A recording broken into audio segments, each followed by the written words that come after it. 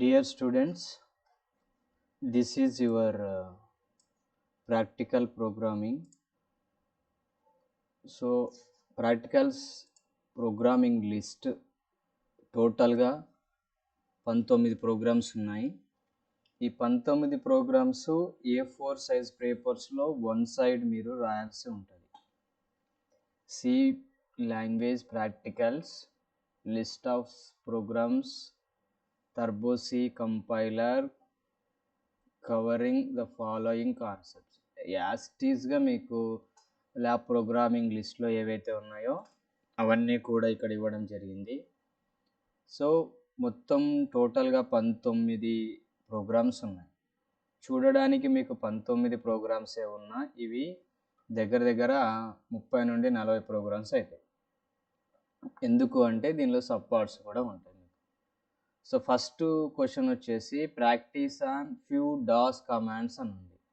ఈ DOS commands ఏవైతే ఉన్నాయో ఈ డాస్ కమాండ్స్ రెండు రకాల కమాండ్స్ ఉంటాయి. Internal commands as well as external commands. ఇక్కడ ఆల్రెడీ మీకు ఇవ్వడం జరిగింది. dir అనేటువంటిది ఒక డాస్ కమాండ్. దీన్ని ఎలా చేయాలో ఒకసారి చూడండి. కమాండ్ ప్రాంప్ట్ అని ఇక్కడ ఉంటుంది. దీన్ని ఓపెన్ చేసి cd/enter అంటే change the directory. First command ఏంటి ఇక్కడ dir అంటే డైరెక్టరీ అని అర్థం. సో టోటల్ ఎన్ని డైరెక్టరీస్ ఉంటే అన్ని డైరెక్టరీస్ వస్తాయి. ఓకే, ఇది ఫస్ట్ కమాండ్. సెకండ్ కమాండ్ ఏముంది ఇక్కడ చూడండి, cd command change the directory. First ఇదే నేను టైప్ చేసిన. తర్వాత వచ్చేసి ఏంటిది అంటే మేక్ డైరెక్టరీ, అంటే మనం కొత్తగా ఒక డైరెక్టరీని క్రియేట్ చేయడం. సో md స్పేస్ డైరెక్టరీ పేరు వచ్చేసి అంజిసార్ అని పెడుతుంది. ఓకేనా. సో ఈ అంజిసార్ అనే డైరెక్టరీ ఎక్కడ ఉంది అంటే సి డ్రైవ్లో ఉంది. కాబట్టి సి డ్రైవ్లోకి నేను వెళ్ళాలి. cd స్పేస్ అంజిసార్ అని కొట్టేస్తే దాంట్లోకి వెళ్ళిపోతుంది. సో ఇక్కడ కెనాట్ ఫైండ్ ద పాత్ అని ఉంటుంది. అంటే మనము ఏం చేయాలి అంటే ఫస్ట్ ఈ డైరెక్టరీ అనేటువంటిది ఎలా ఓపెన్ అవుతుంది, ఎలా ఎంట్రీ కావాలనేది చూడాలి. ఇక్కడ చూడండి, md మేక్ ద డైరెక్టరీ అని ఉంది. cmd అంటే command prompt, md space new folder. So ఇక్కడ మనము ఏమంటారు, ఆ డైరెక్టరీలోకి ఎంట్రీ కావాలి అంటే ఫస్ట్ మనం ఏంది అంటే డైరెక్టరీ అనేటువంటిది చేంజ్ కావాలి. ఓకేనా. సో ఎట్లా చేంజ్ కావాలి, ఏ విధంగా మనము ఆ డైరెక్టరీలోకి ఎంట్రీ కావాలో ఇప్పుడు చూద్దాం. సో ఇక్కడ cd స్పేస్ అని అన్నాను. సో ఇక్కడ md అనేటువంటిది ఏంటిది అంటే డైరెక్టరీని క్రియేట్ చేయడం. ఓకే. సో డైరెక్టరీని క్రియేట్ చేసిన తర్వాత మనం ఏం చేయాలి అంటే మనము ఆ డైరెక్టరీలోకి ఎంటర్ కావాలి. ఏ డైరెక్టరీని అయితే మనం క్రియేట్ చేసామో ఆ డైరెక్టరీలోకి ఎంటర్ కావాలి. దాన్ని మనం changes the current directory to specified path అని అంటారు. సో ఇక్కడ ఏముంది, cd స్పేస్ ఏదైతే డైరెక్టరీ ఉందో ఆ డైరెక్టరీలోకి ఎంటర్ చేస్తున్నాం.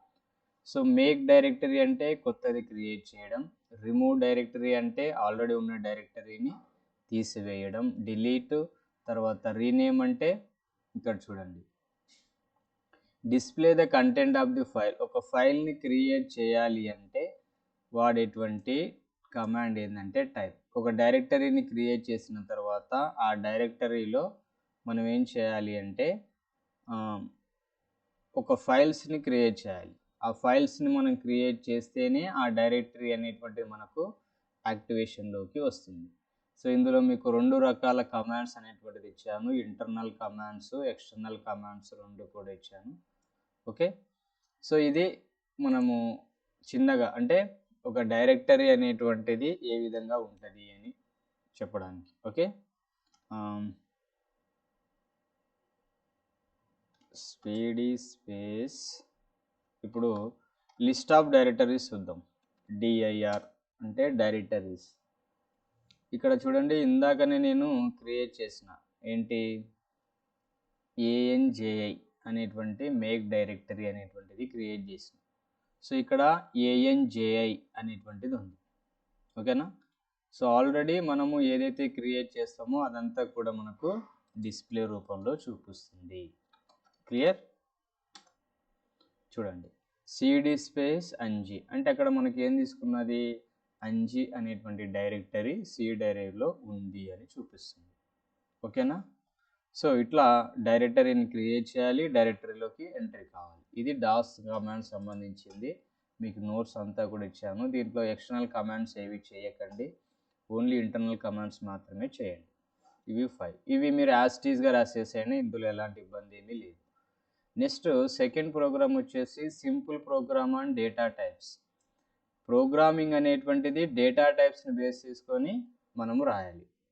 ఒకసారి వినండి జాగ్రత్తగా. ప్రోగ్రామింగ్ రాసేటప్పుడు మీరు అన్ని లైన్స్ రాయాల్సిన అవసరం లేదు.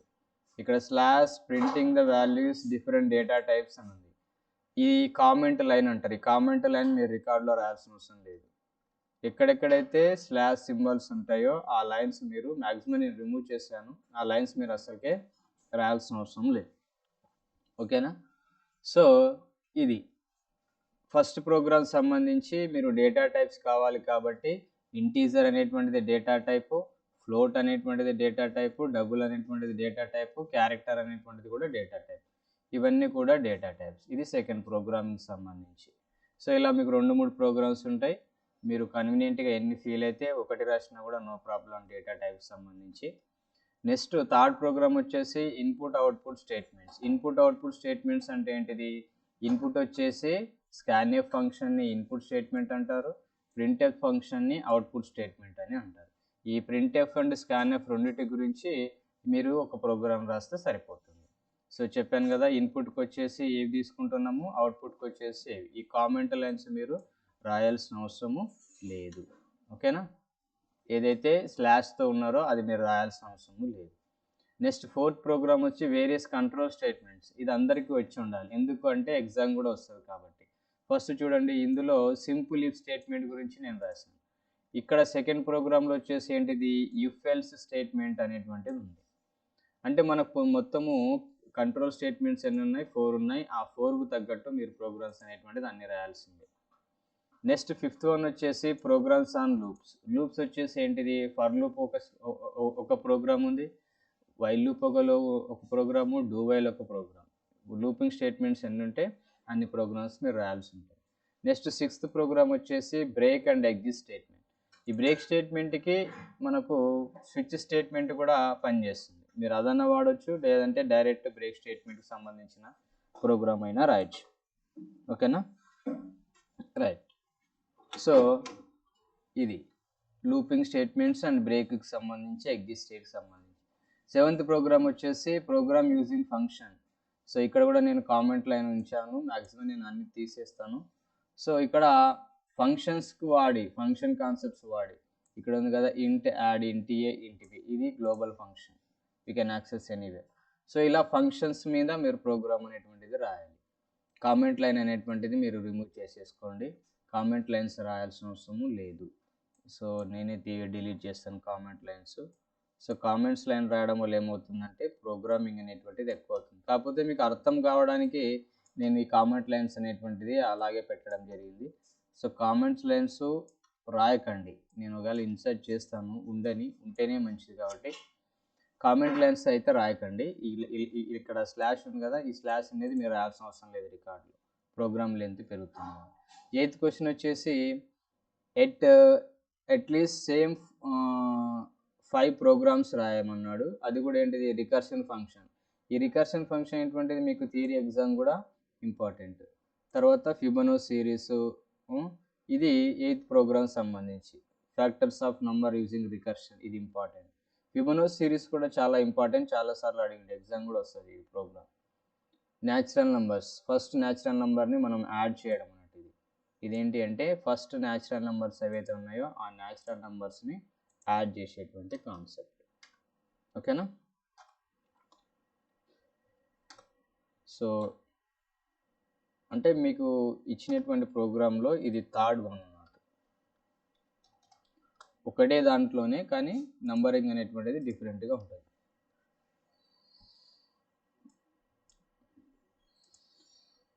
Next program displaying the arrays of elements using recursion. Same recursion ప్రోగ్రామే, కాకపోతే అరేస్ కాన్సెప్ట్స్ మనము ఇంప్లిమెంట్ చేయాల్సి ఉంటుంది. And fourth one is displaying the fonts and natural numbers using recursion. Same recursion program ఇది కూడా. సో రికర్షన్ మీద ఇన్ని programmes ఉన్నాయి అన్నట్టు. సేమ్ క్వశ్చన్ ఒకటే ఒక క్వశ్చన్ లోపల 4-5 క్వశ్చన్స్ ఉన్నాయి మీకు, అవన్నీ మీరు రాయాల్సింది. Next 9th question very very important, ఇది అందరూ కూడా నేర్చుకోవాల్సిందే. Matrix operations. మ్యాట్రిక్స్ ఆపరేషన్స్ నేను ఆల్రెడీ చెప్పాను. ఫస్ట్ వన్ వచ్చేసి addition, second one subtraction, third one multiplication. ఇది అందరికీ వచ్చి ఉండాలి. కామెంట్ లైన్స్ అన్నీ కూడా ఇగ్నోర్ చేసేసేయండి. అడిషన్కి ఒక ప్రోగ్రామ్ నేర్చుకున్నారంటే సబ్ట్రాక్షన్కి ఆటోమేటిక్గా వస్తుంది. ఎక్కడ చేంజ్ అవుతుందో ఒకసారి చూడండి. అడిషన్ ఆపరేషన్ ఎక్కడ ఉంది? 2 అడిషన్స్ ఆఫ్ ది మ్యాట్రిక్స్. ఇది ఇక్కడ మనము సబ్ట్రాక్షన్ ప్రోగ్రామ్ ఏం చేస్తాము, ప్లేస్లో ఇక్కడ ప్లస్ ఉంది కదా, ఈ ప్లేస్లో మైనస్ అనేటువంటిది ఇన్సర్ట్ చేసేస్తాం. Very simple. నెక్స్ట్ సబ్ట్రాక్షన్ చూడండి, సేమ్ కోడింగ్ ఉంటుంది. ఇక్కడ చూడండి సేమ్ డిఫరెన్స్ అని ఉంది, మైనస్ అనేటువంటిది వచ్చేస్తుంది. ఒకటి నేర్చుకుంటే రెండోది వచ్చేస్తుంది. మ్యాట్రిక్స్ మల్టిప్లికేషన్ ఇది సపరేట్ నేర్చుకోవాల్సిందే. దీనికి కోడింగ్ అనేటువంటిది డిఫరెంట్గా ఉంటుంది. మల్టిప్లికేషన్ సంబంధించి మనకు ఇక్కడ ఉంటుంది ప్రోడక్ట్ ఐజే ఇంటూ ఇది. అయితే ఇక్కడ ఇదే కాదు, మొత్తం కొంచెం కోడ్ మొత్తం కూడా డిఫరెంట్గా ఉంటుంది. Multiplication of the matrix separate నేర్చుకోవాల్సింది. Next very important pointers and structures. నేను ఆల్రెడీ చెప్పాను, pointer concept important, structure concept important. ఈ రెండింటిని మీరు కంపల్సరీగా నేర్చుకోవాలి. పాయింటర్ మీద ఒక ప్రోగ్రాము, స్ట్రక్చర్ మీద ఒక ప్రోగ్రామ్ కంపల్సరీ నేర్చుకోవాలి. Okay. And next one dynamic memory allocation with pointers and structure. Dynamic memory allocation మీద కూడా ఒక ప్రోగ్రామ్ అనేటువంటిది రాయాలి. కామెంట్ లైన్స్ అన్నీ కూడా ఇగ్నోర్ చేసేసేయండి. Okay. Next programs and typed. ఇది యూజర్ డిఫైన్డ్ డేటా టైప్ మీద ప్రోగ్రామ్. టైప్ డెఫ్ అని అంటాం కదా. సో ఇక్కడ చూడండి టైప్ డెఫ్ ఇంటీజర్ అని తీసుకున్నాం. సో టైప్ డెఫ్ మీద ఒక ప్రోగ్రామ్ అనేటువంటిది మీరు రాయాలి. ఇది నేర్చుకోవాలి, ఇది ఎగ్జామ్ కూడా మీకు యూజ్ అవుతుంది. నెక్స్ట్ హ్యాండిలింగ్ అరే ఎలిమెంట్స్ యూజింగ్ పాయింటర్స్. పాయింటర్ కాన్సెప్టే, కాకపోతే అరే ఎలిమెంట్స్ అనేటువంటిది యూజ్ చేస్తాం. ఇది కూడా కంపల్సరీ రాయాల్సిన ప్రోగ్రామే. సో ఇవన్నీ కూడా ఏంటివి అంటే ప్రోగ్రామ్స్. మీరు ఏం చేయాలి, ఈ కామెంట్స్ లైన్స్ ఉన్నాయి కదా, ఈ కామెంట్స్ లైన్ మాత్రం మీరు రిమూవ్ చేయాలి, మిగతాదంతా యాజ్ ఇట్ ఈజ్ రాయాలి. వన్ మోర్ ఇంపార్టెంట్ థింగ్ ఏంటిదంటే వీటికి అవుట్పుట్స్ లేవు, అవునా కదా. సో అవుట్పుట్స్ లేవు కాబట్టి మీరు ఏం చేయాలి అంటే అవుట్పుట్స్ ఎగ్జిక్యూషన్ చేసి అవుట్పుట్ రాయాలి. దానికంటే ముందు ఏం చేయాలి, ఈ ప్రోగ్రామ్స్ అన్నీ కూడా మీరు వన్ సైడ్ A4 సైజ్ పేపర్లో రాసేసేయాలి. A4 సైజ్ పేపర్లో వన్ సైడ్ రాస్తే బ్యాక్ సైడ్ ఎక్కడైతే ప్రోగ్రామింగ్, ఇక్కడికి ఈ ప్రోగ్రామింగ్ అయిపోయింది, వీడికి ఎండ్ అయిన తర్వాత దీన్ని ఎగ్జిక్యూషన్ చేసి దీని అవుట్పుట్ రాయాలి. ఓకే. సో ఇలా 19 ప్రోగ్రామ్స్ ఉన్నాయి టోటల్. ఈ 19 ప్రోగ్రామ్స్కి అవుట్పుట్ అనేటువంటిది ఎగ్జిక్యూషన్ చేయాలి. ఎగ్జిక్యూషన్ చేసిన తర్వాత అవుట్పుట్ అనేటువంటిది రాయాలి. Without output I will not consider your program. ఎందుకోసం మీకు అవుట్పుట్ ఇవ్వట్లేదు అంటే ఎవరు కూడా ల్యాబ్ చేయట్లేదని కంప్లైంట్ వచ్చింది. కాబట్టి ప్రోగ్రామ్స్ ఇవ్వడం వరకు ఓకే, కానీ దాన్ని ఎగ్జిక్యూషన్ చేసి దాని అవుట్పుట్ అనేటువంటిది కంపల్సరీగా మీరు రాయాలి. మీరు మొబైల్లో చేస్తారా, ల్యాబ్లో చేస్తారా, ల్యాప్టాప్లో చేస్తారా సంబంధం లేదు, అవుట్పుట్ అనేటువంటిది రాయాలి. ఓకే. సో ఇవి మీకు ఇచ్చినటువంటి ల్యాబ్ ప్రోగ్రామ్స్. అందరూ కూడా కంపల్సరీగా A4 సైజ్ పేపర్లో వన్ సైడ్ రాయాలి, ప్రోగ్రామ్స్ అన్ని ఎగ్జిక్యూషన్ చేసి. అయితే ఇక్కడ డాస్ ఫస్ట్ క్వశ్చన్ ఉంది. ఈ ఫస్ట్ క్వశ్చన్ అనేటువంటిది ఏమి ఎగ్జిక్యూషన్ చేయాల్సిన అవసరం లేదు. ప్రాక్టీస్ అండ్ డాస్ కమాండ్స్ అన్నాను కదా, ఇది మాత్రం నేను యాస్టీస్గా ఫస్ట్ ఏమి ఇచ్చానో అవన్నీ కూడా యాస్టీస్గా రాసేసేయండి. దీని ఎగ్జిక్యూషన్ రాయాల్సిన అవసరం లేదు. ఓన్లీ మీరు ఎగ్జిక్యూషన్ చేయాల్సింది, అవుట్పుట్ రాయాల్సింది ఎక్కడ నుంచి అంటే సెకండ్ ప్రోగ్రామ్ నుంచి రాయాల్సి ఉంటుంది. సెకండ్ ప్రోగ్రామ్ ఏదైతే ఉంటుందో ఆ సెకండ్ ప్రోగ్రామ్, ఈ ప్రోగ్రామ్ నుంచి మీరు అవుట్పుట్ అనేటువంటిది ఉండదు, ఇక్కడ అవుట్పుట్ అనేటువంటిది ఉండదు, అవుట్పుట్ అనేటువంటిది రాయాలి. ఎగ్జిక్యూషన్ చేసి రాస్తే అవుట్పుట్ వస్తుంది. ఓకేనా. ఎన్ని ప్రోగ్రామ్స్ ఉంటే అన్ని ప్రోగ్రామ్స్కి అవుట్పుట్. సో ఇది మీ ల్యాబ్ ప్రోగ్రామ్. ఇది ఇప్పుడు మీకు గ్రూప్లో పంపిస్తాను. మీరు యాస్టీస్గా దీన్ని రికార్డ్లో రాసేసి అవుట్పుట్ కూడా రాయండి. ఓకేనా. రైట్.